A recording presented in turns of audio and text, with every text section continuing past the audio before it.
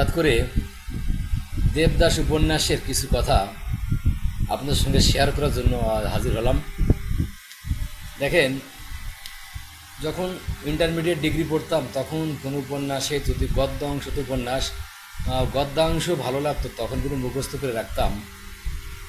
বিশেষ করে আজ এতদিন পরে মনে পড়ে সেই মুখস্থ করা কিছু গান্ধনিক অর্থাৎ গদ্যাংশের কিছু ছন্দ শরৎচন্দ্রের।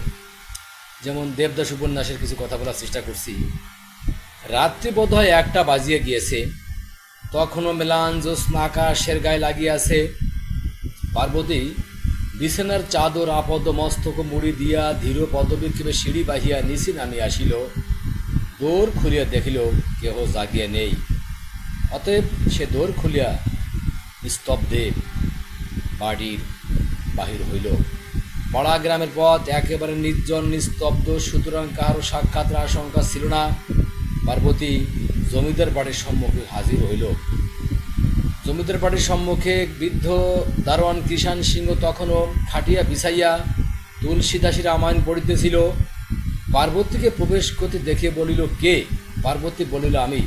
দারোয়ানজি কণ্ঠস্বরে বুঝিলেন স্ত্রীলোক, সুতরাং দাসী ভাবিয়া সুর করে আবার রামায়ণ পড়তে লাগল। পার্বতী ভিতরে প্রবেশ করিল।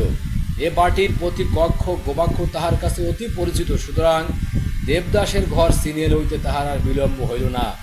দরজা খোলা ছিল। দেবদাসের শিওরে একটা প্রদীপ নিবু নিবু জ্বলিতেছিল। একখানা বই খোলা পড়িয়াছিল। ভাবে বোধ হইল দেবদাস সবেমাত্র ঘুমাইয়া পড়িয়াছে।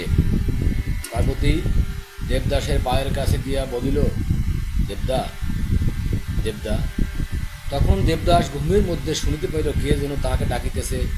পার্বতী আবার ডাকিল, দেবদা। এবার দেবদাস হতভম্বের ন্যায় জাগিয়ে উঠিল এবং বলিল, কে?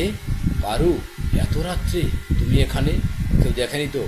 পার্বতী একদম সহজ সরল গলায় বলল, হয়তোবা কেউ দেখেও থাকবে। এ কি করলে পারু? দেবদাস দ্রুত উঠে দরজা বন্ধ করিল।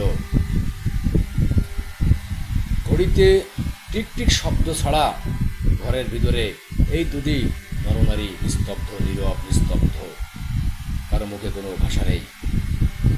দেবদাস খানিকক্ষণ পরে অনুমান করতে পারল দেবদাসের পা দুটো ভিজে যাচ্ছে, অর্থাৎ পার্বতীর নীরব চোখের জল তার পায়ে গড়িয়ে পড়ছে। বলছে, দেবদা, আমার সারা জীবনে বড় স্বাদ।